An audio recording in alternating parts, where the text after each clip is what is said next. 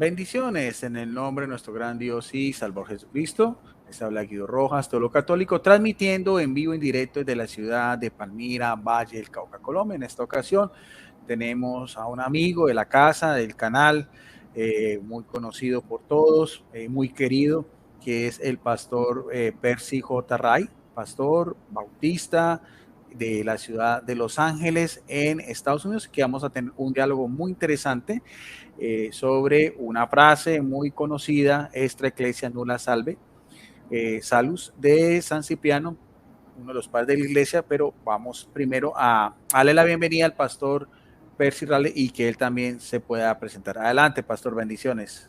Muchas gracias, mi estimado hermano Guido. Se les saluda cordialmente desde aquí de Los Ángeles, California, y a todos los hermanos que nos van a estar sintonizando en esta hermosa tarde. Como muchos ya me conocen, soy el pastor Percy J. Riley de la ciudad de Los Ángeles, quien les saluda en esta hermosa tarde, noche o día, depende de donde me estén viendo. Y pues hoy vamos a estar hablando sobre un tema muy, muy interesante, tema que realmente es necesario que se enseñe, se predique, y pues saludo cordial a todos. Dios les bendiga. Hermano Guido. Gracias al pastor Percy Ray, gracias a las personas que se van conectando. Vamos entonces a tener un diálogo de 1 hora sobre este interesante tema y claro, es importante también conocer la perspectiva, no solamente católica, sino también en este caso de la Iglesia Bautista, porque la salvación no es un monopolio, solamente una sola iglesia, ni mucho menos. Entonces, por eso, ya con el pastor Percy Ray, que es una persona muy conocedora también de estos temas y también ya con el cual se puede dialogar de una manera muy amena, sin necesidad pues de ofensas y ataques como entre los hermanos cristianos. Y todo se fue a raíz porque últimamente los que me conocen saben de que, vamos a ver si puedo compartir pantalla para que veamos unas publicaciones que he hecho yo en mi Facebook personal y que pues han causado un poco de polémica porque digo yo, y claro, vamos a mirar de que así es, de que, permítame a ver acá, me voy a mirar mientras, de que hay que tener en cuenta que la salvación es algo que hace parte de todos los cristianos. O sea, de hecho, pastor, cuando vamos después a mirar el tema sobre el término iglesia católica, que también a veces la gente cree que solamente es en relación a Jesús, a la iglesia católica romana, y hoy vamos a hablar más exactamente de lo que es la salvación. Permítame a ver si lo encuentro, porque ya tuvimos, por ejemplo, acá, aquí tuve el día de ayer un diálogo también con Rodrigo Andrés Calvo Bernal, un apologista católico, precisamente sobre ese tema. Y este es el post, el video para que los invito para que puedan ir a mi canal. Y aquí estoy diciendo, porque me tildan de hereje por decir que la salvación no es solamente exclusiva de la Iglesia Católica. Hay que tener en cuenta qué podemos entender por salvación y de qué manera. Aquí está, este fue el post que causó tanta polémica. Dice, hay salvación dentro y fuera de la Iglesia Católica. Dejemos de tomar el papel de Dios para determinar quiénes pueden ir al cielo y quiénes no. Pastor, ¿cómo le parece ese post de decir que hay salvación dentro y fuera de la Iglesia y que no? Porque a veces estamos tomando el papel de Dios y nos vamos con ese atributo de decir, bueno, ustedes sí son salvos, ustedes se van a condenar, ustedes son los buenos, ustedes son los herejes, ustedes son los malos y ustedes son los buenos. ¿Cómo ve usted, pastor, esa realidad de la salvación en el término de la iglesia de Jesucristo en un término global? Bueno, como usted lo dijo y lo dijo bien dicho, la salvación no tiene un monopolio sobre la salvación. El único que puede tener un monopolio sobre la salvación es Dios mismo, Jesucristo, la segunda persona de la Trinidad. Decir que una organización, que una persona tiene la salvación, no es cierto. El único que tiene el derecho de decir que en él hay salvación es aquel que murió en la cruz del Calvario 2000 años atrás. De ahí para abajito, nadie tiene el derecho de decir que fuera de sus límites religiosos existe salvación. Porque este libro que sostengo aquí es la Biblia, me enseña y nos enseña que en ningún otro hay salvación, solamente en Jesucristo. Así que eso es lo que la Biblia me enseña, no lo que yo opino, sino lo que la palabra de Dios me dice a mí. Sí, sí, qué interesante eso, claro, porque de todas maneras Jesucristo es el sabor. Incluso además también las Sagradas Escrituras, usted que las tiene ahí, dice que Él es la cabeza de la iglesia. O sea, Él es la cabeza. claro, o sea, quién es la cabeza, quién es el rey, quién es la puerta, quién es el pastor principal, quién es todo, quién es el que nos redime, quién es al mismo tiempo nuestro abogado, es Jesucristo. Por lo tanto, nosotros el querer tomar el papel de Dios, me parece que es algo demasiado imperante, demasiado orgulloso, porque entonces dejamos que Dios deje ocupar el lugar que tiene, en este caso Jesucristo, a precio de sangre. Por eso es que es tan interesante, pastor, cuando Jesucristo, me gusta mucho cuando Jesucristo en Juan 20:28, usted que tiene la Biblia, ahí cuando, cuando se le aparece a Tomás y le dice, mira, o sea, ¿cuáles son las señales de un Jesucristo resucitado? Las señales de la cruz, de los clavos y la herida del costado. O sea, como da a entender, y es tan significativo eso, pastor, que por así decirlo, representa también esas cicatrices que lleva Jesucristo en su cuerpo en este momento, en las alturas, en el cielo, por la redención de toda la humanidad. Correcto. Lamentablemente hay personas que deberían de leer y estudiar un poquito más referente a la salvación. Como lo estaba diciendo hace un momento, nadie tiene el título de propiedad sobre lo que le pertenece a Dios. El único que salva, el único que redime, y hablando desde un aspecto bíblico y desde un punto de vista sola escritura, porque yo soy sola escritura, no podemos alejarnos de aquello que está escrito en la Biblia. La Biblia es nuestra carta magna, es por la cual nos guiamos y es por la cual creemos en nuestra salvación. Lamentablemente hay gente que pues en su fanatismo no pueden comprender cuando usted como teólogo, licenciado en teología, emite una opinión o da un comentario, porque en su comentario usted no comete ningún problema. El problema lo tienen aquellos que al no tener la misma preparación teológica y académica que usted tiene, no pueden captar, no pueden pensar y no pueden ver lo que usted realmente está diciendo atrás, en las líneas, between the lines, como se dice en inglés. Sí, sí, sí.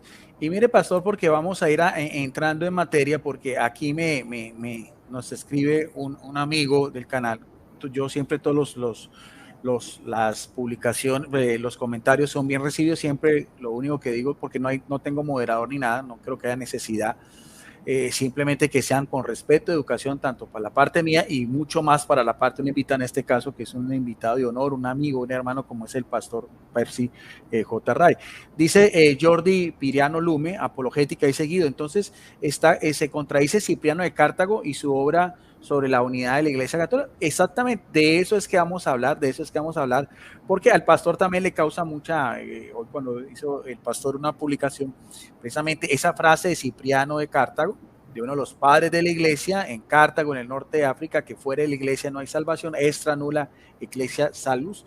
Entonces, ¿cómo se debe interpretar? Porque de hecho, inclusive todo contexto de los padres de la iglesia hay que mirarlo también en la realidad de la iglesia de aquel entonces, que era la realidad de la iglesia, por qué lo dijo y en qué circunstancias se dan, porque si no, entonces podemos tomar una frase fuera de contexto. ¿Qué opina usted, pastor, de esa frase, fuera de la iglesia no hay salvación? ¿Qué le llama la atención? ¿Le parece muy fuerte? ¿O de qué manera, de acuerdo también a su perspectiva, usted la analizaría antes de entrar en materia? Bueno, realmente la frase ecclesia nulla salus suena bonito, pero está equivocada. porque no debería decir Ecclesia nulla salus, sino debería de decir Christus nulla salus. En otras palabras, fuera de Cristo no hay salvación. A mí me parece curioso, le voy a decir lo que me parece curioso de esta enseñanza, es que no fue enseñada por los apóstoles. No hay ni un registro histórico. No estoy hablando de la Biblia, porque si hablamos de la Biblia, entonces no hay evidencia bíblica de esa enseñanza. No hay evidencia histórica que diga que fuera de la iglesia no hay salvación. Es más, mi pregunta sería, ¿hay algún padre de la iglesia, tanto oriental como latino, que haya enseñado esta cosa de fuera de la iglesia no hay salvación? ¿O solamente fue hasta el siglo IV? O sea que han pasado 3 siglos o 4 siglos y la iglesia jamás lo había enseñado. ¿Sí? Es mi pregunta. Por eso yo puedo decir que la frase Ecclesia nulla salus no es bíblica y no es histórica y no fue enseñada ni por los apóstoles, ni por la iglesia primitiva, ni por el mismo Jesucristo. Al contrario, ¿qué podemos encontrar en la Biblia que apoye lo que yo acabo de decir? Christus salus nulla, no, ¿cómo se llama? Ecclesia nulla salus. Ok, Christi nulla salus. ¿Qué podemos encontrar de que fuera de Cristo no hay salvación? Hechos capítulo 4, verso 12. En ninguno hay otra, no hay salvación, porque no hay otro nombre debajo del cielo dado a los hombres en que podamos ser salvos. Eso lo dijo un apóstol. Ahora vamos a lo que dijo Jesús. Jesús dijo, yo soy el camino, la verdad y la vida. En otra parte de la Biblia dice, porque de tal manera amó Dios al mundo que ha dado a su Hijo unigénito para que todo aquel que en él crea. ¿Y quién es ese persona a la que se refiere que debemos de creer para tener salvación? Es Jesucristo. Entonces, la frase Ecclesia nulla salus está equivocada porque pone la atención en el organismo equivocado, cuando debería decir Christus nulla salus, que es en quien debemos de poner los ojos para poder ser salvos. Entonces, como lo repito nuevamente y lo voy a repetir durante todo el en vivo, es que la salvación no está en la iglesia. La salvación está en Jesucristo. Bien, sí, sí, qué interesante porque es una posición del pastor muy respetable, como el pastor mismo lo dice, es sola escritura, en el cual pues el pastor está dando su apreciación. Pastor, antes de entrar en materia, porque para que la gente sepa en qué se dio ese contexto, o sea, por qué Cipriano también de Cartago lo dijo y en qué circunstancias lo dice, vamos a analizarlo un poquito también para entrar en materia, porque la gente dirá, bueno, ¿y quién fue Cipriano? ¿Y qué era la vivencia? ¿Qué era lo que se vivía en la iglesia en aquel entonces? Y después también con el catecismo de la iglesia católica, que también quisiera también conocer su opinión, porque estamos solamente dialogando, esto no es un debate ni mucho menos, sí. Estamos entre hermanos. Cipriano de Cartago, lo voy a hacer de esta obra que es de Justo L. González, dice Historia abreviada del pensamiento. Muy buen libro, yo lo tengo también.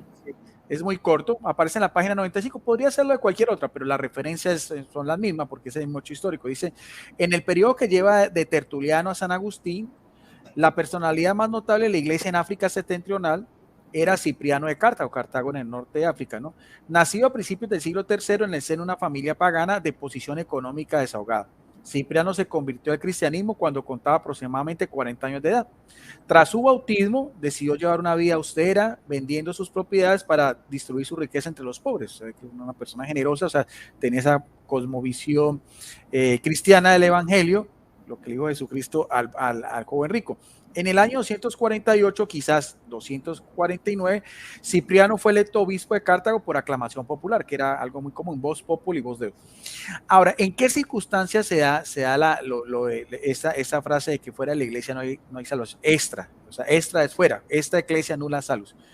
Resulta que para esa época, así como estaba una iglesia, por así decirlo, la iglesia cristiana madre, católica en el sentido universal, también había algunas corrientes heréticas, o sea, algunos movimientos, y era la época de las persecuciones, la época de las grandes persecuciones que finalizaron con Constantino, que por eso hay mucha gente que dice, bueno, es que ¿a qué se lee Constantino? A Constantino se lee esa paz romana que después de 10 persecuciones y 3 siglos atrás. Entonces, ¿cuál era la situación? Habían personas también, como habían otros movimientos, que querían incorporarse a esta iglesia, que es católica en el sentido de la universalidad, y entonces algunas habían unas opiniones encontradas. Y en ese contexto histórico dice también este historiador que es metodista, de Justo L. González, un doctor en teología que es un escritor prolífero muy interesante, dice, la controversia acerca del bautismo de los herejes, o sea, los que están en estos movimientos contrarios, giraba alrededor de la cuestión si era válido o no, y de la cuestión consecuente si se debía volver a bautizar a los herejes que se convertían a esta fe cristiana. Acerca de esta cuestión, la costumbre variaba según las distintas regiones del imperio, de modo que en el África y Asia Menor se acostumbraba a bautizar de nuevo a quienes habían recibido el bautismo de manos heréticas, mientras que en Roma se aceptaba como válido el bautismo de los herejes y no se le volvía a bautizar después de su conversión. Esto llevó a un conflicto entre Cipriano y Esteban, porque a veces piensan que la Iglesia Católica era toda una unidad. No, habían discrepancias, en este caso con Esteban, que para ese entonces era el obispo de Roma, quien envió a Cartago una epístola en la que instaba al obispo de África a seguir la costumbre romana y aceptar como válido el bautismo recibido de un hereje. La controversia continuó por algún tiempo y Esteban llegó a amenazar a Cipriano con romper los lazos de comunión con la iglesia norteafricana. Pero la muerte lo sorprendió en el año 257, antes de que pudiese llevar la controversia más lejos. Un año más tarde, Cipriano murió como mártir y esto dio término a la controversia con Roma. Sin embargo, la iglesia de la capital siguió ejerciendo su influencia y ya a principios del siglo IV, sin que sepamos cómo ocurrió el cambio, era costumbre también en África aceptar el bautismo de los herejes. Bueno, ese es el contexto histórico. Ahorita voy a entrar un poquitico más. Pastor, en la iglesia bautista, ¿cómo se ve el bautismo? Por ejemplo, para la Iglesia Católica es un sacramento de iniciación cristiana por el cual se incorpora el cuerpo místico de Cristo, que lo vamos a ver. Y en este caso, en el caso pues, de la Iglesia en Roma, era que no había necesidad. De hecho, inclusive si una persona viene a la Iglesia Católica Romana y es bautizado en la fórmula trinitaria, que reconoce al Padre y el Espíritu Santo, no es necesario volverlo a bautizar. ¿Cómo es el bautismo qué implicancias tiene el bautismo en la iglesia bautista? ¿Bajo qué condiciones se da? ¿Y qué pasa si otra persona que viene a otra iglesia y quiere pertenecer a la iglesia bautista necesita bautizarse, no, pastor? Para que nos explique primero esta situación. Bueno, para nosotros el bautismo no es un sacramento, es una ordenanza. Para nosotros los bautistas, Jesucristo dejó dos ordenanzas, que es el bautismo y la Santa Cena, o sea, lo que ustedes llaman Eucaristía. El bautismo es aplicado a toda persona que dentro de la doctrina bautista se conoce como recibir a Cristo. Toda persona que recibe a Jesucristo como su único y verdadero Salvador tiene un discipulado. En ese discipulado se le enseñan las doctrinas básicas del cristianismo y después de haber finalizado todas esas doctrinas básicas del cristianismo, se le bautiza. ¿Sí? No se le oye. No se le oye. Pastor, como era el catecumenado en la iglesia antigua, que también había un periodo de instrucción, como usted está diciendo, eso también viene de la iglesia. De hecho, inclusive eran casi 2 años. Y de hecho, cuando iba a la celebración de la Eucaristía, ellos salían. Y ya después había una ceremonia, especialmente el sábado de Pascua. En esa instrucción, por ejemplo, en ese catecumenado, en esa catequesis o esa instrucción en la iglesia bautista, ¿cuánto es el proceso, pastor? El proceso dura 3 meses. Dura 3 meses en los cuales se le enseñan todas las doctrinas, como ya dije, básicas del cristianismo.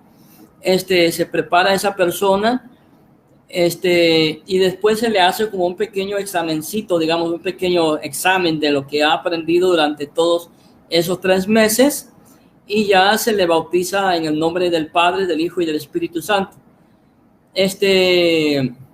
digamos, una persona que venga de otra iglesia evangélica, de otra iglesia trinitaria, no necesita rebautizarse, ¿sí? No lo necesita. ¿Por qué? Porque ya está bautizada. La Biblia dice que solamente hay un bautismo.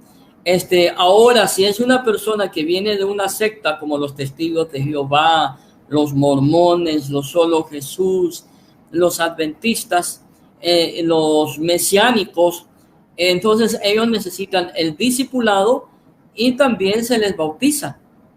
Para nosotros el bautismo es un signo de obediencia, ¿sí?, a lo que Jesús mandó.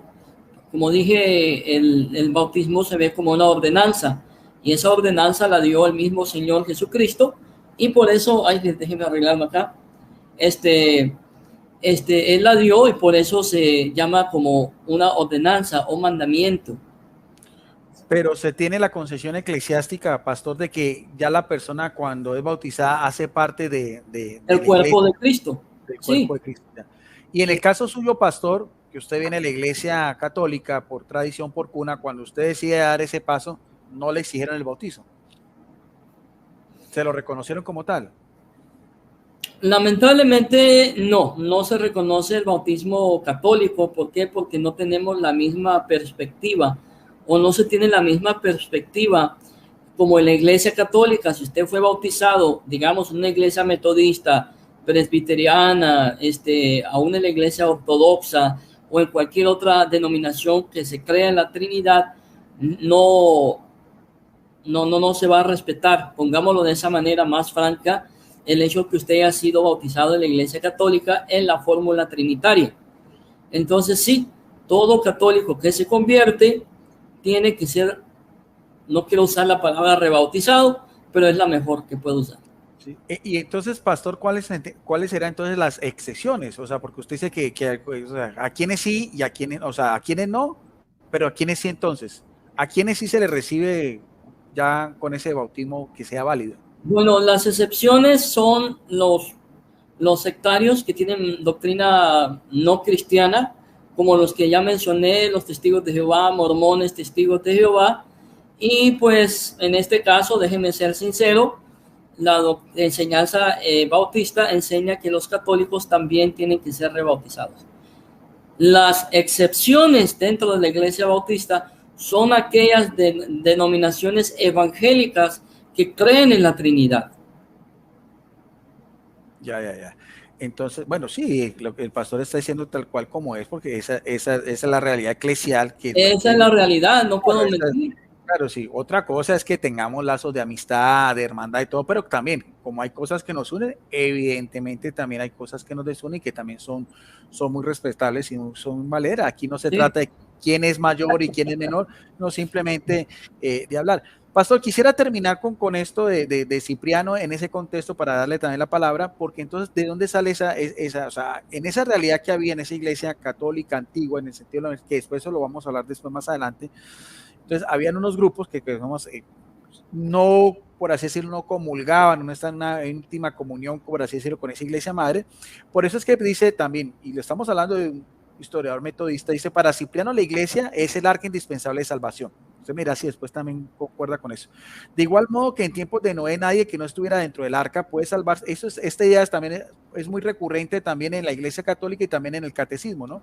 Nadie puede salvarse que no estuviera dentro del arca. Así también ahora, quien esté fuera de la iglesia no puede alcanzar la salvación. En ese pensamiento pues eclesiológico, y es por eso que y Cipriano de Cartago dice, fuera de la iglesia no hay salvación. O también decía, no puede tener a Dios por padre quien no tiene a la iglesia por madre. Esta es la base teológica de la posición de Cipriano frente al bautismo recibido de manos heréticas o cismáticas. Si ellos no son y la iglesia ni participan de ella en un modo alguno, dentro de su comunidad no puede haber un verdadero bautismo.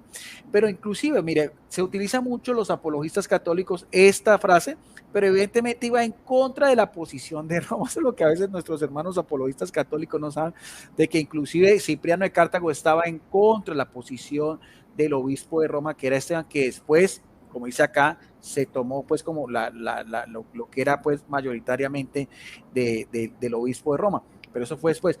Ahora, pastor, usted también ve como Cipriano de Cartago, donde dice que la iglesia es como el arca, ¿no? ¿Le parece bonita esa figura o ese simbolismo?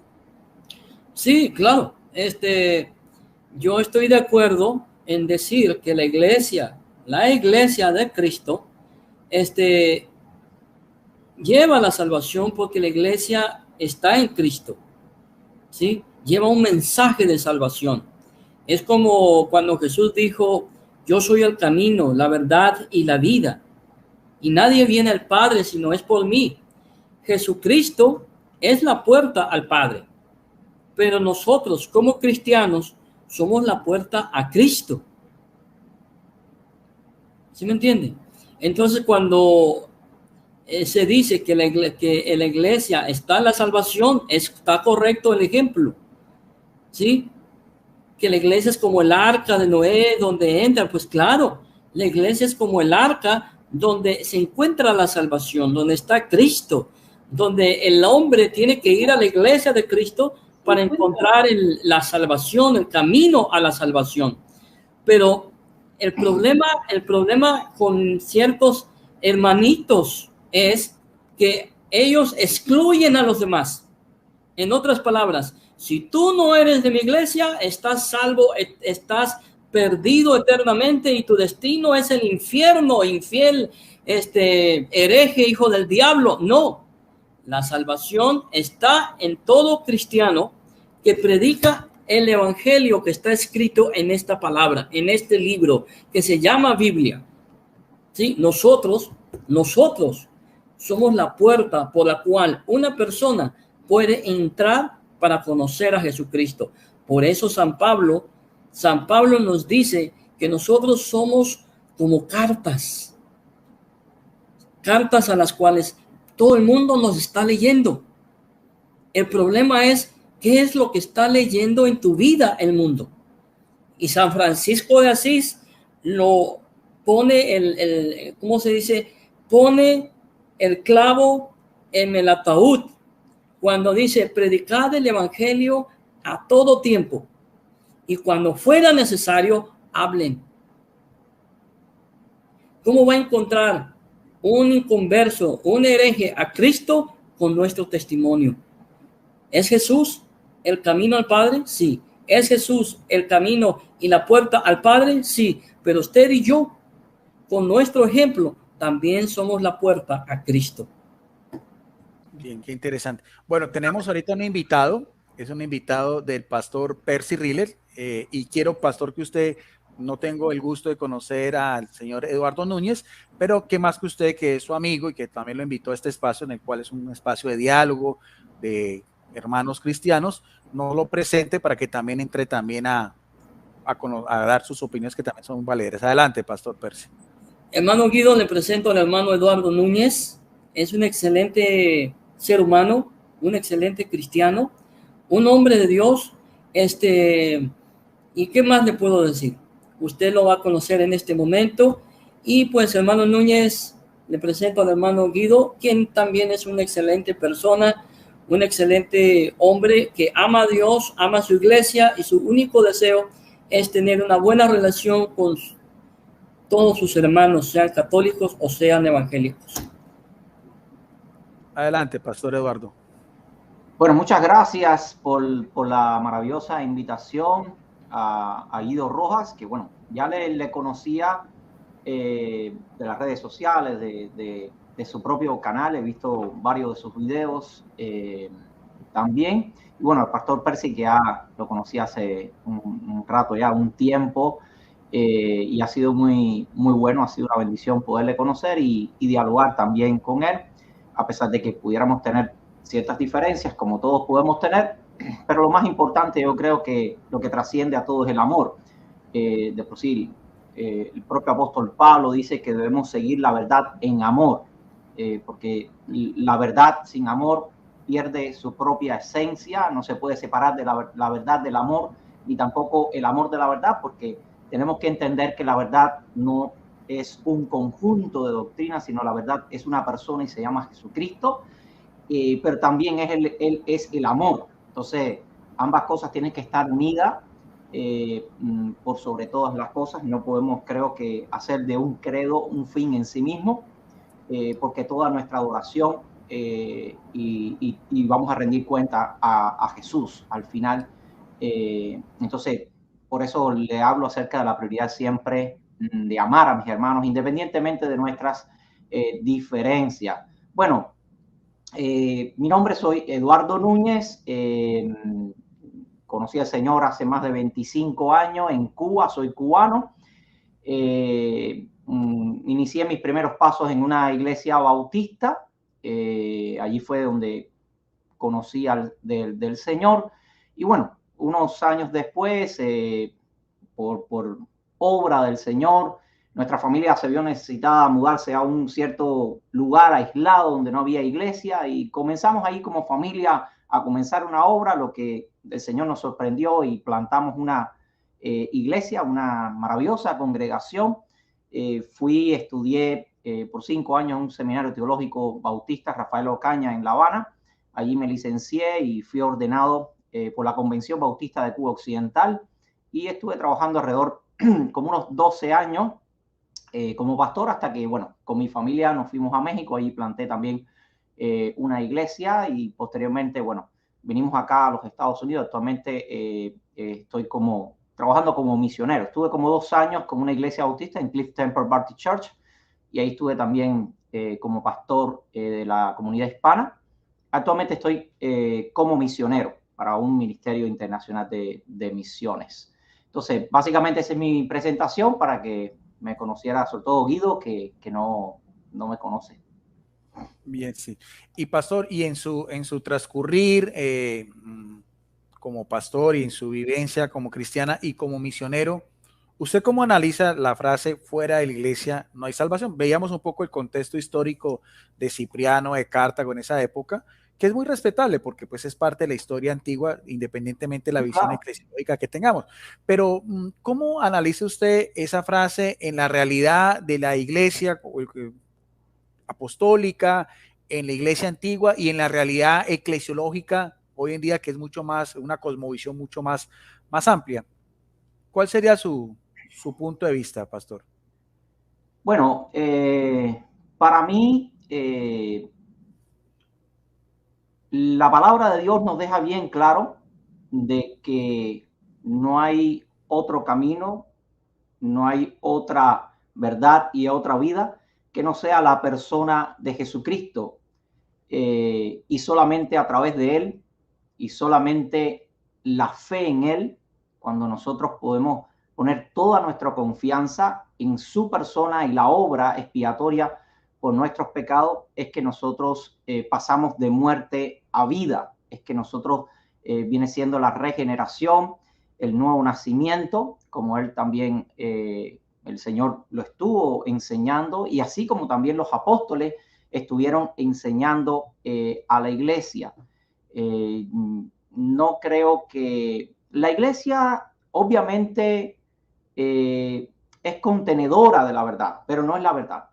La iglesia es contenedora de la salvación, pero no es la salvación. Se parece, pero no es igual. La iglesia es columna y baluarte de la verdad, pero no es la verdad. Entonces, por supuesto, imparte salvación, porque somos nosotros como mensajeros de Dios o como instrumentos de Dios, que entonces exponemos, llevamos el mensaje de nuestro Señor Jesucristo, la salvación de nuestro Señor Jesucristo. Pero la salvación está en Cristo, y no no es propiedad o autoridad de la iglesia, obviamente. Es solamente Jesucristo, tiene toda la potestad, toda la autoridad que se le ha sido conferida a Él en los cielos y en la tierra. En dado caso, la iglesia pudiera tener una autoridad representativa, pero la iglesia no es la autoridad en sí misma, solamente que representa esa autoridad, es una representación, pero no es ni la autoridad, ni es la salvación, ni es la verdad, ni es la vida, ni es el camino. Es una persona y se llama Jesucristo. Al menos así es como yo lo veo bíblicamente. Yo creo que no hay un nombre en el que podamos ser salvos ni en los cielos ni en la tierra, que no sea el nombre de nuestro Señor Jesucristo, y no es el nombre de una institución religiosa, sino es el nombre de una persona en el cual solamente a través de él es que podemos llegar al Padre. Y en su estudio, Pastor Eduardo, en su formación, en su seminario, ¿cómo ve la realidad eclesiológica, por ejemplo, de esa iglesia antigua que era católica en el sentido de la universalidad? No romana en el sentido pues que era solamente romana, sino católica, en el cual creo que pertenecemos todos, con estos movimientos heréticos que empezaron a surgir, algunos, por ejemplo, que negaban la Trinidad, otros negaban cierta verdad de Jesucristo. Ese panorama, pastor, si usted conoce algo sobre historia, en la época de Cipriano, ¿cómo lo analizaría en su criterio? Si le tocara a usted vivir en esa época donde habían otros movimientos heréticos que negaran pues las verdades fundamentales, la Trinidad, la divinidad de Jesucristo, su naturaleza humana, en fin, que son verdades pues afines a la gran mayoría de iglesias cristianas, ¿cómo vería usted en ese contexto a Cipriano de Cartago? Bueno, lo cierto es que son contextos completamente diferentes. La cosmovisión de ahora no es la misma cosmovisión de hace muchos años atrás. Creo que la institucionalidad de la iglesia y su formalidad en esos tiempos era mucho más universal que lo que hoy en día tenemos.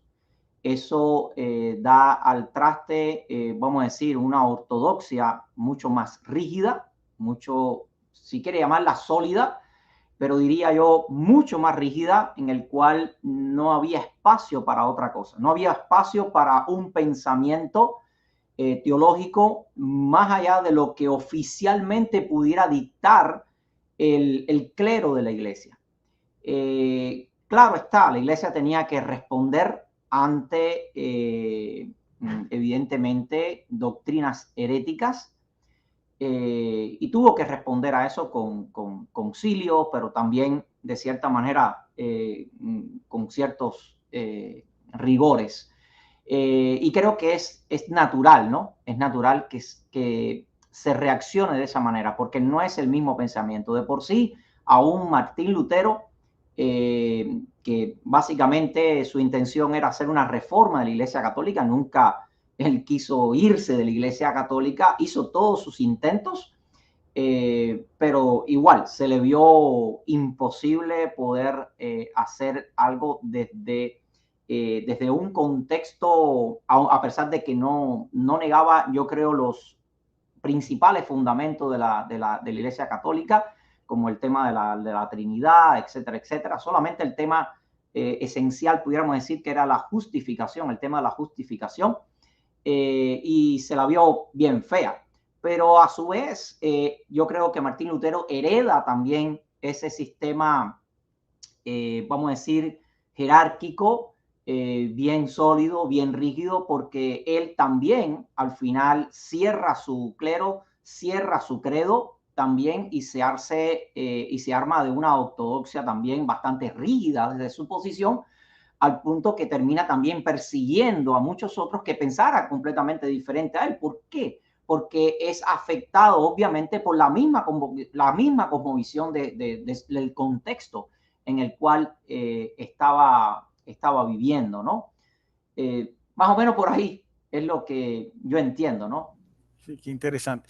Ahora, si quieramos avanzando, por ejemplo, para que vamos conociendo la opinión, porque este es un compartir entre hermanos. Por ejemplo, para la Iglesia Católica Romana, a la cual yo pertenezco, se cree, y es parte también de nuestra doctrina oficial, que los medios de salvación, en este caso para nosotros, son 7 sacramentos, 3 de iniciación cristiana, que son bautismo, la Eucaristía, la confirmación, 2 que tienen que ver de orden social, que quiere decir el matrimonio, y el orden sacerdotal, que eso de pronto varía un poco con lo del equivalía como a los pastores, en el sentido de los líderes de la iglesia, y 2 de salvación, que serían la unción de los enfermos y bueno, ¿cuál me faltaría? Bautismo, Eucaristía, confirmación, matrimonio, orden sacerdotal y la unción, y la confesión y la unción de los enfermos. Eso, por así decirlo, básicamente, para la Iglesia Católica, aparte pues también de de la asistencia pues del Espíritu Santo, la Biblia, la tradición y sobre todo pues también como Jesucristo, los credos de fe que vienen de esa iglesia antigua, que el cual heredamos todos, son más o menos básicamente un compendio general de lo que la iglesia cree con medios de salvación. Primero, para el pastor Percy Riel, ¿cuáles cree que sean los elementos más fundamentales como una persona en su concepción bautista se pueda salvar? ¿Cuáles serían? Aparte, evidentemente Jesucristo como tal, pero ¿qué otros medios o qué implicaría también la salvación en una teología bautista un poco más amplia?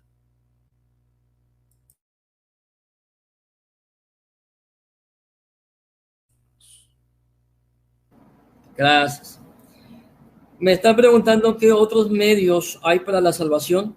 ¿Es lo que me está preguntando? Bueno, como bautista yo puedo decirle que para nosotros solamente hay un medio. Se llama Jesucristo. Es el único medio que tenemos, no hay otro. Pero, es lo que encontramos sí, en la Biblia. Claro, pero la acción de Jesucristo, ¿por medio de qué sería, pastor? O sea, sí, claro, Jesucristo, pero ¿por medio de qué? ¿Cuáles serían los elementos que unirían la redención de Jesucristo en la iglesia bautista? O sea, que claro, Jesucristo murió en la cruz por todos nosotros, pero ¿de qué manera? ¿De qué manera habría la conexión de Jesucristo con la iglesia bautista en cuanto a salvación, en cuanto a hablar de términos de salvación? Los elementos. Bueno, primero Jesús, como ya lo dije, nos dejó dos ordenanzas, que es el bautismo, ¿sí? En el cual todo creyente tiene que bautizarse para estar dentro del cuerpo de Cristo y también para poder empezar a servir dentro de la iglesia. Ningún creyente que no sea bautizado puede servir dentro de la iglesia. Está la Santa Cena, que es la segunda ordenanza que Jesús nos dejó. La Santa Cena es para nosotros los bautistas, es la conmemoración del sacrificio de Jesucristo que Él realizó en la cruz del Calvario. La otra forma como un creyente puede acercarse, puede desarrollar su vida espiritual y cuidar su salvación como San Pablo nos recomienda. Y déjenme añadir algo sumamente importante. Cuando yo digo que nosotros debemos de cuidar nuestra salvación, no me estoy refiriendo de ninguna manera a que el creyente pueda perderse o perder la salvación, sino lo que me estoy refiriendo claramente es a lo que San Pablo nos dice, que cuidemos nuestra salvación, o sea, que nos ocupemos de la salvación que tenemos. ¿Cómo un creyente puede ocuparse de su salvación? Bueno, bautizándose, siendo obediente a Jesús, bautizándose, tomando la Santa Cena, leyendo la palabra de Dios, la Biblia, alimentándose espiritualmente con predicaciones, con estudios bíblicos, con una lectura diaria de la palabra de Dios, pero también sobre todo la oración, ya que no podemos decir que creemos en Jesucristo y que hablamos su palabra si no hablamos con el autor de la palabra, si no hablamos con aquel que murió en la cruz del Calvario. Entonces, de esa manera es como el cristiano puede desarrollar, cuidar su salvación, y tener una relación con Jesucristo a través de la oración, a través de una vida cristiana consagrada y dedicada a Dios, leyendo su palabra y, por supuesto, haciendo obras, pero no obras para salvación, sino obras que son el producto de la salvación que nosotros tenemos, como ayudar a los pobres, ayudar al necesitado, ¿sí? No para salvación, sino de salvación, que es muy diferente. Hermano Guido. Y en ese, claro, y en ese aspecto le voy a preguntar al pastor Eduardo Núñez, que también es pastor y misionero, ¿qué papel juega entonces un pastor?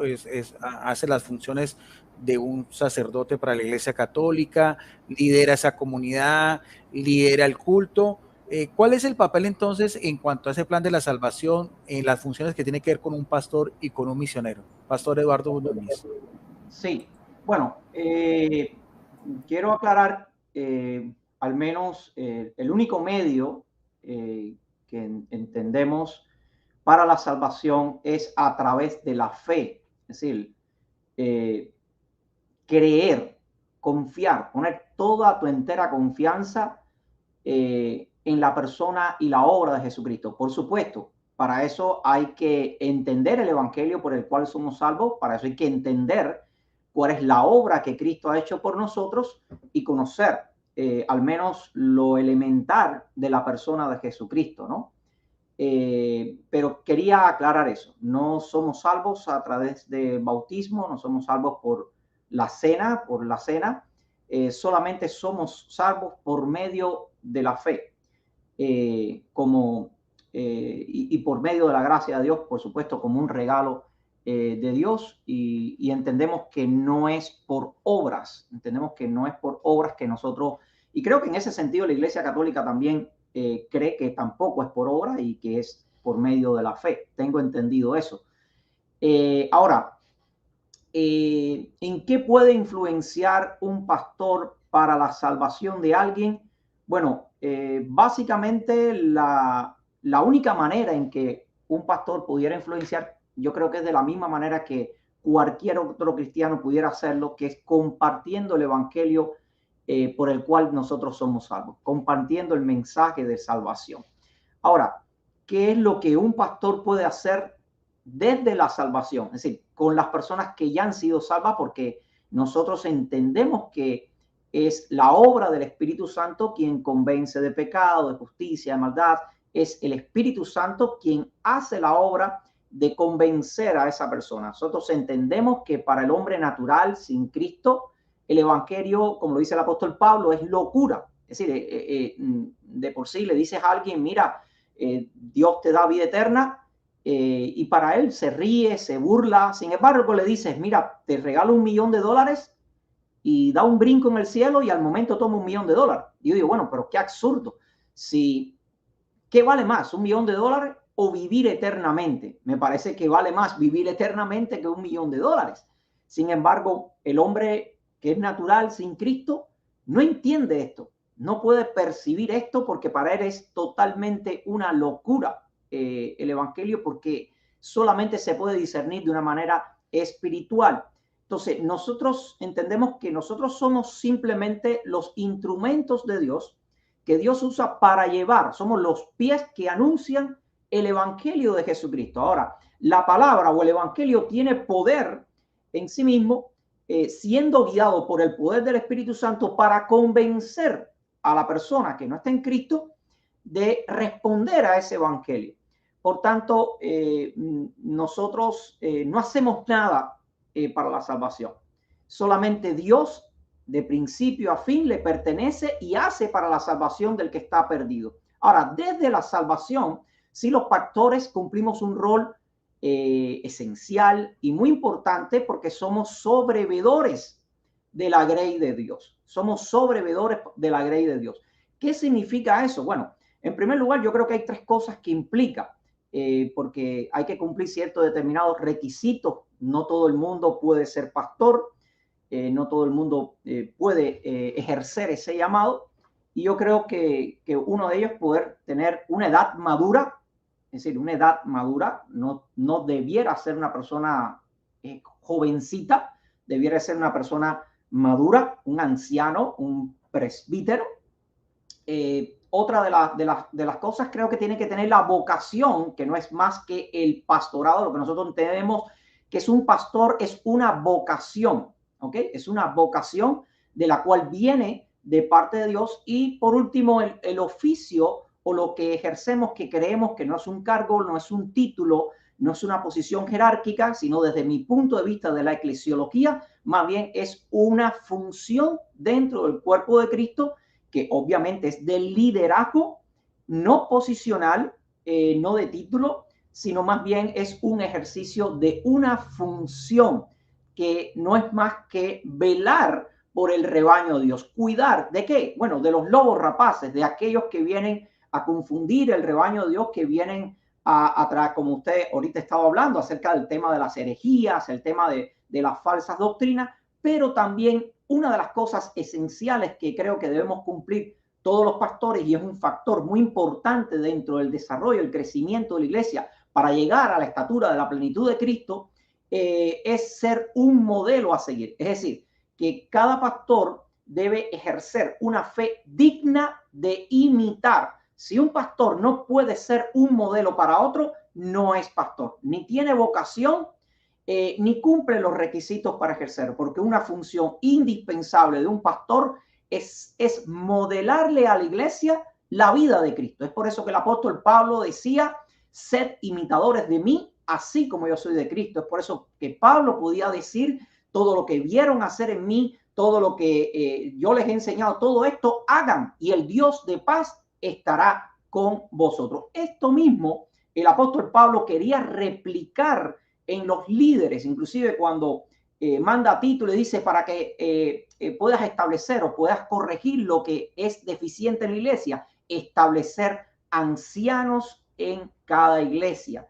¿Por qué? Porque se necesitaba hombres que ejercieran una fe digna de imitar y pudieran modelar la vida de Cristo para que otros pudieran seguir ese modelo. Así que cumple varias funciones, pero desde la salvación.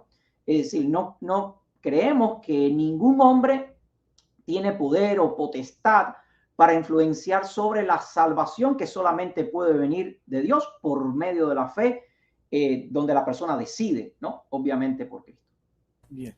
Y en este caso, hablando de líderes, de pastores, de las personas que llevan la delantera en la fe, quería preguntarle al pastor Percy Riller, porque nosotros vemos frecuentemente publicaciones y el pastor o videos en el cual él tiene a veces una posición muy crítica con ciertos pastores que en vez de llevar a las ovejas, las pierden y son más bien como lobos disfrazados.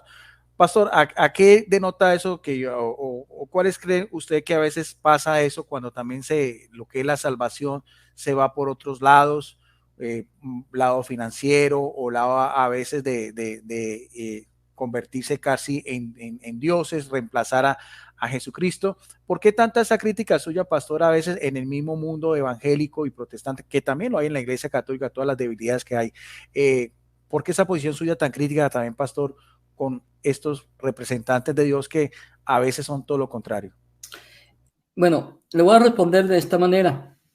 El hermano Núñez dijo algo muy importante en cuanto a los pastores. Él dijo que el pastorado es un llamamiento. El llamamiento lo hace Dios. Y lamentablemente hoy dentro de muchas congregaciones evangélicas hay muchos que no tienen ese llamado de Dios, que no han sido puestos por Dios. Han sido puestos por ellos mismos o por las congregaciones. Y cuando me refiero a las congregaciones, me refiero a que los ponen porque son muy simpáticos, son carismáticos, tienen una buena verba, saben hablar, saben convencer, tienen carisma, pero les falta algo sumamente importante: el llamamiento.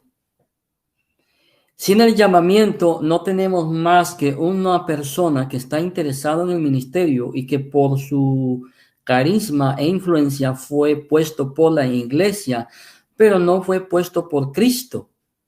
Entonces, mi crítica hacia esas personas es exactamente esa, que al no ser puestos por Jesucristo, no tienen amor por las iglesias, no tienen amor por la congregación, tienen amor, sí, por la lana de las ovejas, ¿sí? Pero no tienen amor por el corazón de la oveja. Ese es el gran problema. Por eso, al no tener el llamamiento de Dios, su interés no está en la oveja, está en lo que la oveja le puede dar a él. Y el pastor no está puesto para servirse de las ovejas. Está puesto para servir a la oveja, pero a Dios primeramente. Hermano Núñez, ¿quería decir algo? Vi que levantó la mano. Sí, me gustaría responder a esa pregunta porque es muy buena, muy interesante. Yo conocí precisamente al pastor Percy por esas críticas. Conocí al pastor Percy porque se caracteriza por eso. Y muchos de la iglesia evangélica le han venido encima, ¿no? Le han venido encima. Y muchos creen entonces que él es católico, profesante católico romano, etcétera, etcétera. Y más con eso. Sí, exactamente. Desafortunadamente están confundidos, obviamente, porque no admiten la corrección que necesitan escuchar. Porque hay veces, déjame decirle, desafortunadamente las personas a veces van a las congregaciones, Guido, no porque verdaderamente van para escuchar lo que ellos necesitan escuchar, sino porque desafortunadamente van a escuchar lo que ellos quieren escuchar. No importa que les engañen, ellos están dispuestos a que les engañen, a que le vendan un falso evangelio, a que le vendan el evangelio del millonario, de la prosperidad, de la sanidad, del evangelio, ese evangelio superfluo, ¿no? Falso, ¿verdad? Del decreto, yo ato, yo domino, yo controlo. Entonces, las personas dicen, no importa, engáñame, pero dime lo que yo quiero escuchar. Aunque quizás me vaya engañado de aquí, no importa, desafortunadamente. Ahora, ¿cuál es el fenómeno? Bueno, porque no se entiende verdaderamente cuáles son las características, como les decía, funcionales de un verdadero líder bíblicamente. Y si me permite, solamente tomarme unos pequeños minuticos para describir esto. Me gustaría describir esto comparando las diferencias bíblicas con las que hoy en día, si usted me permite, Guido, poderlo compartir. ¿Puedo? Ok, Claro, gracias. pastor. Bien, miren, los ancianos del Nuevo Testamento, que eran esos varones maduros, no solamente maduros de carácter, sino también de edad, por cierto, porque eso es lo que significa literalmente la palabra un presbítero. Pero bueno, los ancianos del Nuevo Testamento eran hombres de un probado carácter moral. Hoy cualquiera es pastor, como dice Percy. ¿Por qué? Porque los pastores bíblicos no eran personas de extraordinarios talentos, ni de show, ni de espectáculo. Eran líderes siervos, no conductores de esclavos como hoy en día vemos manipulando a las personas. Eran hombres de probada espiritualidad y de fidelidad. No eran administradores de autoridad ni expertos gerentes. Eran ejemplos o un modelo para el rebaño y no eran amos del rebaño. Funcionaban como esclavos. Al contrario, Jesucristo dijo, el mayor será vuestro servidor. Y la palabra que usa ahí es esclavo. Y ese es el que verdaderamente va a ser el mayor. Porque Jesús está llamando a que cada uno ejerzamos un liderazgo de siervo, de esclavo de nuestros hermanos. No como césares espirituales. Eran facilitadores para la iglesia, como les decía ahorita. Eran facilitadores. No eran tiranos. No eran tiranos. Dirigían como padres humildes, no como déspotas. Eran personas que tenían, vamos a decir, la cualidad o la autoridad, el poder de parte de Dios o el don de parte de Dios de persuadir desde la verdad en amor. No eran dirigentes eclesiásticos cuyos egos estaban llenos de poder. Eran personas que estaban tan llenos del Espíritu, y cuando digo lleno del Espíritu, no es las manifestaciones que muchas veces vemos de tirarse por piso y cosas que hoy en día vemos, sino estamos hablando de personas de un carácter tan maduro en Cristo que podían nutrir al pueblo de Dios, no intimar al pueblo de Dios como hoy en día se hace con amenazas, con intimidaciones. Si pierde la salvación, si no da gesto o aquello, todo tipo de manipulaciones. Los ancianos del Nuevo Testamento eran buscadores incesantes del reino de Dios y no establecedores de imperios, como hoy en día vemos los falsos, hoy en día profetas, apóstoles, qué sé yo. Eran cristianos comunes y corrientes, no actores de mucho talento, superhumanos, idolatrados, porque hoy en día hay mucho culto a la personalidad de muchos pastores y de muchas instituciones religiosas. Y eso eran semejantes a personas célebres. Hoy en día vemos la celebridad y entendemos que es un gran pastor o un gran qué sé yo a partir de su celebridad. Y es todo lo contrario a lo que Jesús verdaderamente aprueba.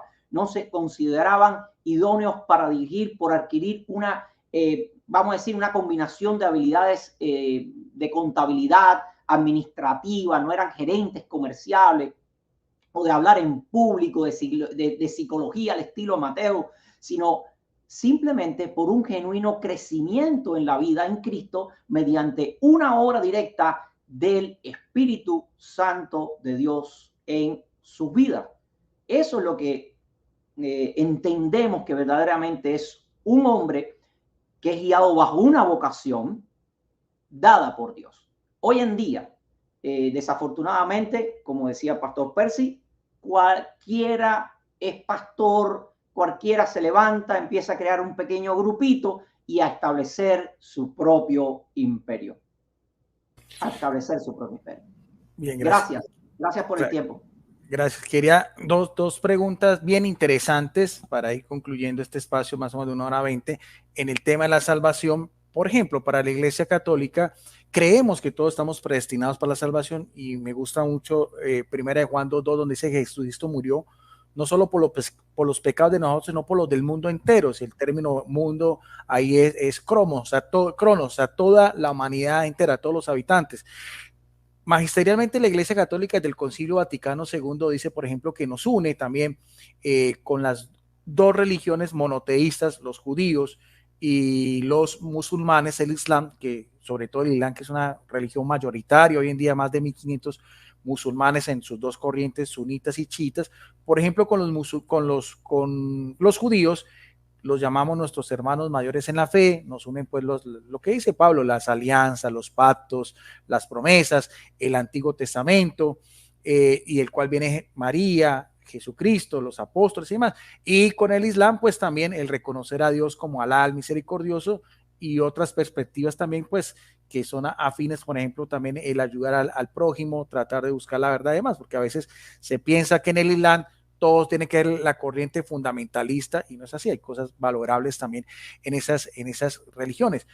Por lo tanto, ¿cómo ven soteriológicamente la salvación, por ejemplo, para el pastor Percy Riller, de los judíos y de los musulmanes? ¿Cómo lo analizan o si hay salvación para ellos? Independientemente, porque me podrán decir, no, es que hay que predicarles a Jesucristo. No, independientemente de los judíos que siguen siendo judíos y de los musulmanes que siguen siendo musulmanes, que reconocen a Jesucristo como un profeta en su cosmovisión religiosa. ¿Hay salvación para judíos y para musulmanes en la opinión del pastor Percy Riller? Sí hay salvación para los judíos y para los musulmanes. Sí hay salvación. Hay salvación para todos aquellos que quieran venir a Jesucristo, que es el único camino, la única verdad y la única manera de acercarse al Padre, Jesucristo. No hay otra manera. Como referente a los musulmanes, puedo decir que lo único que nos identifica es el que creen que somos monoteístas, nada más. Con referente a los judíos, bien lo dijo usted, que nos unen las alianzas, los pactos y todo eso. Pero lamentablemente, dentro del evangelicalismo, existe una gran idolatría al pueblo de Israel. Al grado que hay muchos evangélicos, por no decir todos, que creen que si ellos no aceptan a Jesús y no vienen a los pies de Jesús, pueden ser salvos. Eso es una gran mentira. La salvación radica única y exclusivamente en Jesucristo. Y lo quiero decir claramente. Yo sé que van a haber algunos evangélicos que se les va a revolver el estómago cuando yo les diga que ellos pueden creer en la ley, creer en Moisés todo lo que quieran, circuncidarse las veces que quieran. Pero eso no los va a salvar. Así que sí hay salvación para los judíos en Jesucristo, no en Moisés. Aunque les caiga mal a algunos evangélicos. Pastor Eduardo Núñez, ¿cuál es su opinión soteriológica sobre la salvación en el judaísmo y en el Islam? O sea, independiente, yo creí entender, no sé si lo que dio a entender el pastor así lo entiende la Iglesia Católica, es que la sangre de Cristo redime a toda la humanidad independientemente de la denominación a que lo pertenezcamos. Pero en el caso, por ejemplo, de los judíos que siguen siendo judíos, que rechazaron a Jesucristo y que vienen de esa herencia, al igual que los musulmanes que creen que Jesucristo fue solamente un profeta, pero Mahoma es el profeta mayor, pero también reconocen a un único y verdadero Dios. ¿Se puede salvar un judío siendo judío y un musulmán siendo musulmán? Bueno, sin Cristo no hay salvación. Evidentemente, Jesucristo provee salvación para toda etnia, para todo pueblo, para toda nación, pero hay una condición, y ahí en Juan capítulo 3 lo dice claramente, en todo el capítulo lo habla claramente, donde se necesita creer en Jesucristo, se necesita creer en Cristo. La ley no va a salvar a nadie, las obras no van a salvar a nadie, no importa cuán aparentemente buenos hayas sido, no es suficiente. Se necesita solamente confiar en la persona y la obra de Jesucristo y reconocerle tal y como realmente la Biblia lo muestra. No lo muestra simplemente como un profeta, va mucho más allá que eso. Entonces, es necesario tener un encuentro con el verdadero Jesucristo, no con uno que se parezca. Mire, se puede estar sinceramente equivocado. No importa cuán sincero seas en tu religión, eso no te va a salvar ni te va a dar la vida eterna. Evidentemente Dios considera la honestidad y la sinceridad, pero desde el lado correcto, desde el camino, desde la verdad y desde la vida, no fuera de ella. Entonces, se puede ser un musulmán muy consagrado, muy sinceramente consagrado y sinceramente convencido de que va a ir al cielo, pero eso no es lo que lo va a salvar. No es lo que lo va a salvar. Así que yo creo que, por supuesto, ya no hay griego ni judío, ni circunciso, ni incircunciso, ni bárbaro, ni escita, ni libre, ni esclavo, sino que Cristo es el todo en todos. No hay acepción de personas. Creo que Dios ha provisto salvación para toda etnia, para todo pueblo, toda nación, pero hay una condición. Hay una condición. Y es creer, confiar, pisteo, como dice en el griego, en el Cristo vivo, en el Cristo resucitado, en el Cristo que murió por nuestros pecados. Por ejemplo, los musulmanes no creen en la resurrección de Jesucristo, al menos su inmensa mayoría. Ellos niegan la resurrección de Jesucristo. Ya eso es suficiente, porque si Cristo no resucitó, dice el apóstol Pablo, vana es nuestra fe. Sí, si tú crees en un Jesús, como los musulmanes, que fue simplemente un profeta, que sí, que murió, pero inclusive algunos creen que fue una falsa muerte y que sí, no es que ellos entienden, algunos, hay un grupo de ellos que entienden que no es que resucitó, sino que aparentemente murió, volvió a la vida porque quedó como un estado ahí de coma, y después dicen que se perdió y desapareció y más nunca lo vieron y no se supo dónde,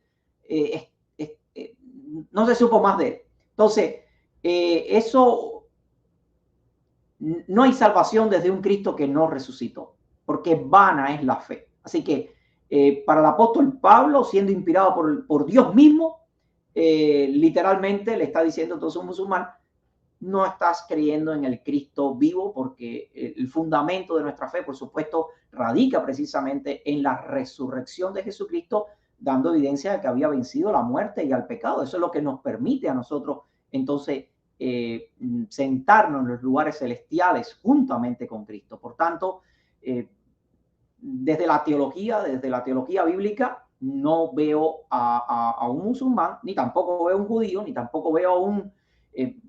podemos hablar de cualquier otra religión salva si no es por medio del Cristo correcto que enseña la palabra inspirada de Dios.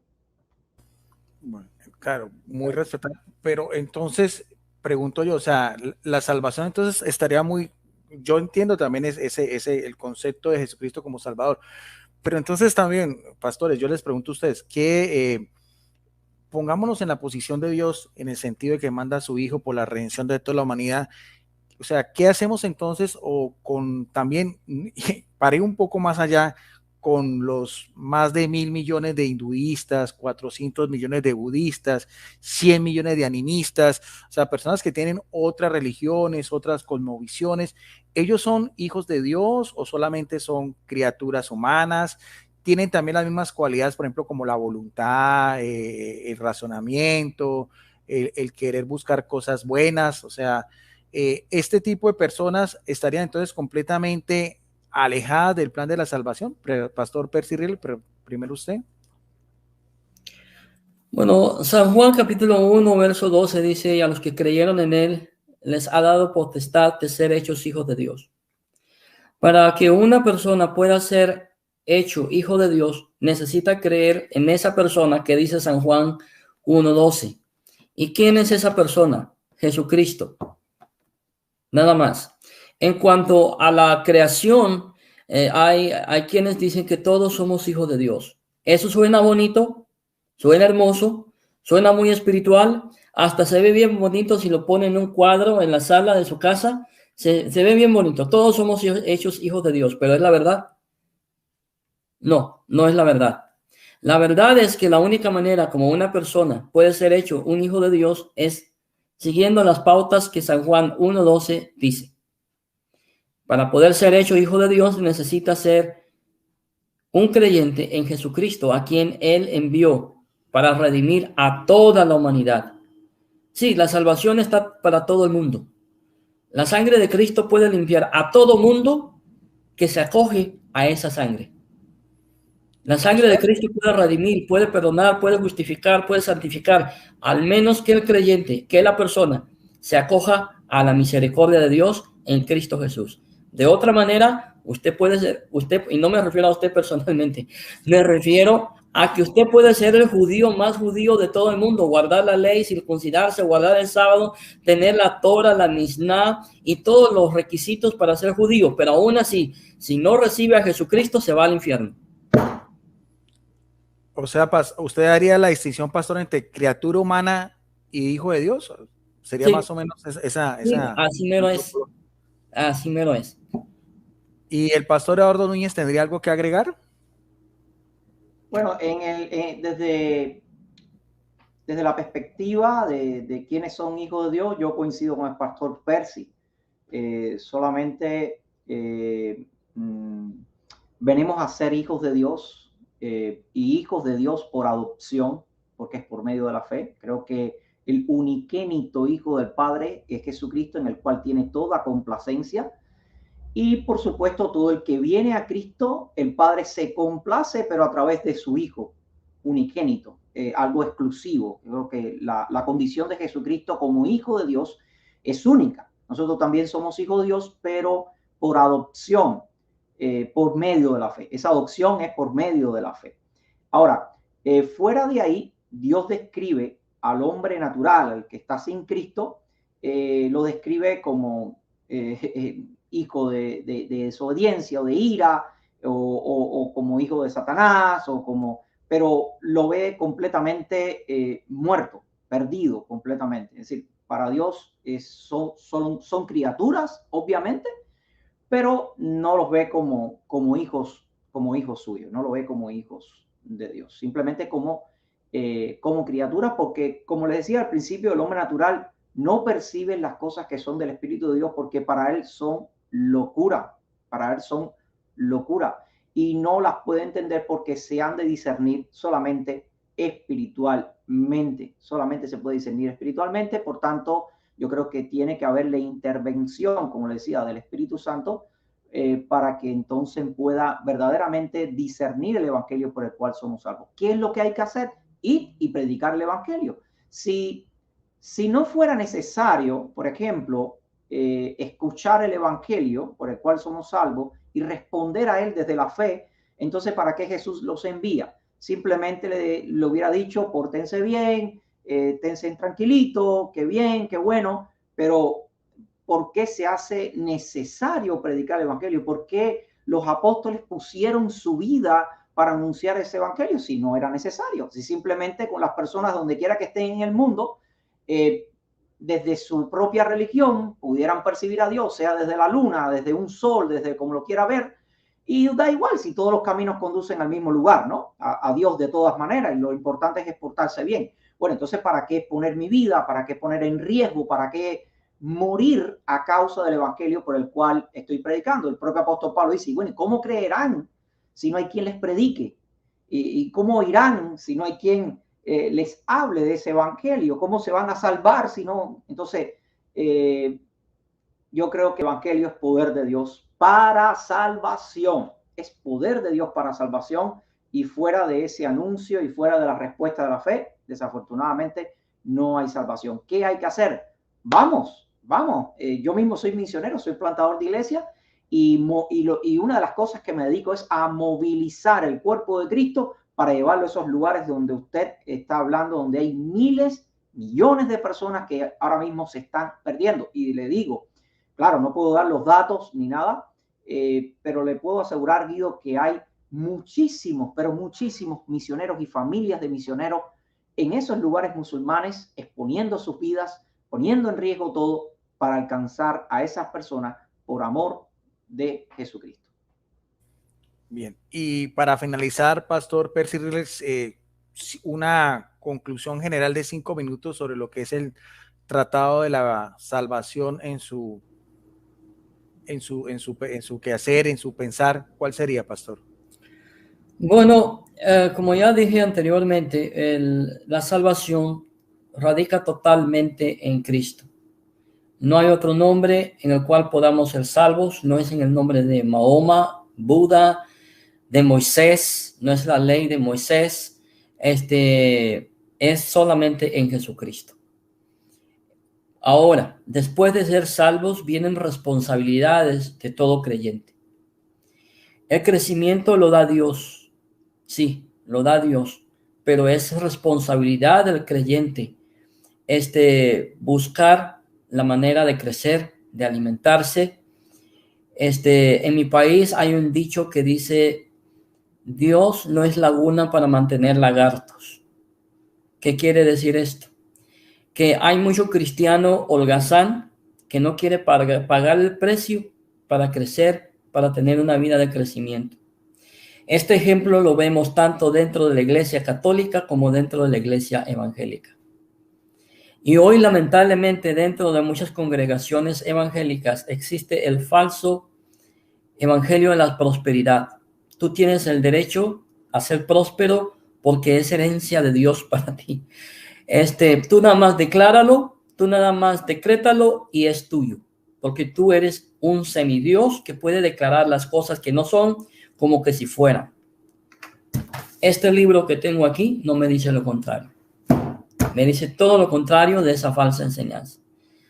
Pablo nos invita, nos llama a que cuidemos esa salvación.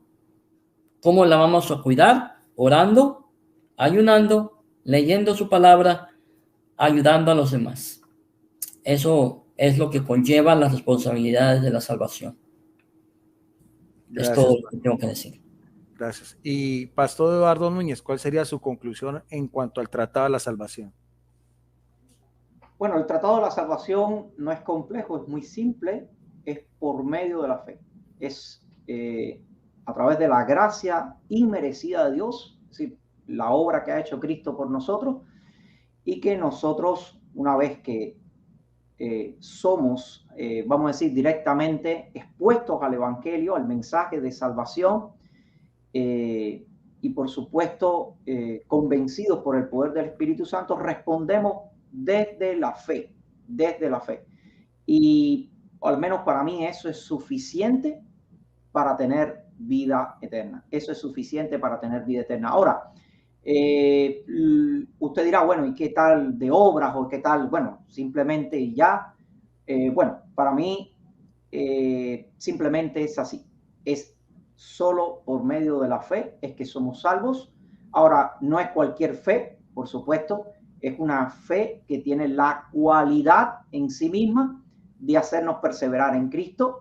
Es una fe que tiene la cualidad en sí misma de mostrar por medio de las obras que verdaderamente estamos en la condición de salvos, de verdaderos hijos de Dios, porque los verdaderos hijos de Dios que han verdaderamente creído y que tienen la fe salvadora, eso implicará obras dignas de arrepentimiento. Inclusive yo soy de los que creo, no era el tema, aunque creo que ahorita se habló de eso, yo no había entrado, creo, sobre el tema del bautismo como requisito para la membresía de la iglesia.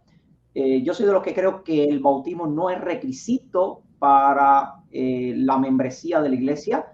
Creo que una vez que una persona cree en Jesucristo, pone su una verdadera confianza en la persona y la obra de Cristo, el Espíritu Santo sella a esa persona y el Espíritu Santo inmediatamente incorpora a esa persona en el cuerpo de Jesucristo, en el cuerpo del resucitado, en ese cuerpo, vamos a decir, espiritual de Cristo. Por ejemplo, en 1 Corintios capítulo 12 dice, porque por un solo espíritu fuimos todos bautizados en un cuerpo. Y ese bautismo ahí no es el bautismo en agua. Es decir, es claro que la palabra bautismo significa introducir en. De por sí hay varios bautismos en todo el Nuevo Testamento que habla, y uno de ellos es como el Espíritu Santo nos incorpora o nos introduce en el cuerpo de Jesucristo, ya sean judíos, griegos, esclavos, libres, a todos se nos dio a beber de ese mismo Espíritu Santo. Una vez que hemos creído en la persona y la obra de Jesucristo, somos introducidos o bautizados, ese es el término que usa el apóstol Pablo, que era un término muy común para referirse a introducir en este caso dice en el cuerpo de Jesucristo. No puede haber una persona que ya es salvada y esté fuera del cuerpo. Eso es imposible. Todo lo que está fuera de un cuerpo orgánicamente está muerto, no está vivo.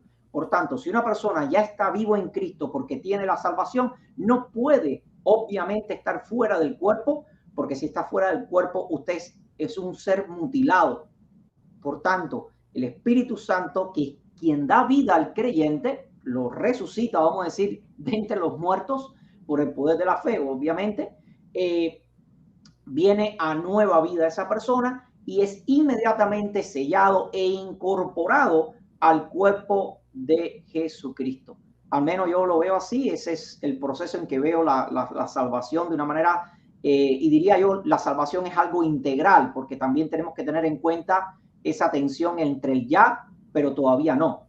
Esa tensión teológica de donde vemos que, bueno, ya yo soy salvo, pero todavía no. Bueno, ¿cómo que eres salvo y todavía no? Bueno, sí, soy salvo porque por medio de la fe, etcétera, etcétera, pero aún está un proceso de la salvación porque sigo en este cuerpo de muerte, y yo creo que la culminación de esa salvación es cuando todos obtengamos nuestros cuerpos de glorificación desde la eternidad con el Señor, y ya no haya muerte, no haya pecado, no haya maldad, no haya enfermedad y no haya nada. Esa es la culminación o el clímax de nuestra salvación.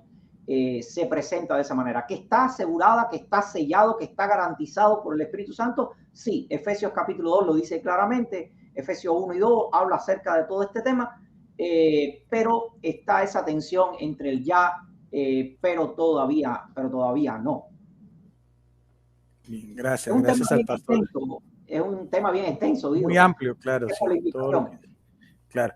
Igual, de todas maneras, era un diálogo, es un compartir. Aquí simplemente estamos abriendo espacios para que la gente, en este momento más de 50 personas, cada uno mire y analice las posiciones, que todas son muy respetables y muy valederas, porque nacen del corazón y también de la fe en que cada uno de nosotros vemos el seguimiento de Jesucristo desde nuestra propia iglesia, en este caso la Iglesia Católica Romana, y en el caso de los hermanos pastores desde la Iglesia Bautista. Me parece que estos compartir son interesantes porque de todas maneras abren esos espacios de diálogo, de comunicación, de conocer qué es la experiencia de Dios en el otro. Pastor Percy Rile, gracias como siempre por su amable atención. Se le quiere, se le aprecia mucho, y si quiere también despedirse bien pueda, pastor. No, pues muchas gracias, mi hermano, por la invitación que me hizo. Dios lo bendiga, siempre se le aprecia y sus invitaciones siempre son bienvenidas. Y pues quedamos a la orden. Y que Dios bendiga a su audiencia. Se les extiende un saludo cordial en el nombre de Jesús. Y pues queremos la paz de Cristo. Gracias. No olvide, pastor, que también lo puede usted compartir también en sus redes sociales, compartir, al igual que el pastor Eduardo Núñez. También vamos a darle también para que se despida, pastor. Si alguien quiere contactarse con con el pastor Percy Rier, ya es más conocido en las redes sociales, pero con el pastor Eduardo Núñez, ¿usted tiene un canal? ¿Tiene alguna forma también con que la gente se pueda contactar con usted, pastor? Bueno, yo no tengo canal realmente, no, simplemente, bueno, en TikTok tengo allí donde algunos ya me conocen, como Eddie Gospel, me pueden buscar ahí en TikTok, que es lo que más bien hago, son videitos corticos, y hace tiempo tampoco ya hago, porque por causa del tiempo, ¿no? Y del ministerio, el trabajo, me ocupa bastante tiempo. Pero quiero agradecer la bendición y la oportunidad a usted, licenciado Guido Rojas, por darme la oportunidad de estar en su canal. Ha sido una gran bendición poder dialogar con ustedes, también con el pastor Percy. Gracias a todos los que están en el chat también allí comentando y compartiendo, y realmente ha sido de edificación. Gracias. Este tiempo. La paz del Señor esté con ustedes. Gracias entonces a ustedes por su amable atención, por haber sacado este espacio. Esperemos que podamos más adelante volver a hacer estos espacios de compartir y mirar también estas posiciones que nos enriquecen uno al otro, porque yo me enriquezco escuchando al pastor y escuchando al pastor Percy, escuchando al pastor Eduardo Núñez, porque vemos también cómo ellos también tienen esa percepción de lo que es el amor común en nosotros en Cristo Jesús, teniendo siempre el como nuestro gran Dios y Salvador. Bendiciones para todos. Quedamos también, como decía el pastor Percy Rier, en la paz de nuestro gran Dios y Salvador Jesucristo. Gracias y nos vemos en otra oportunidad.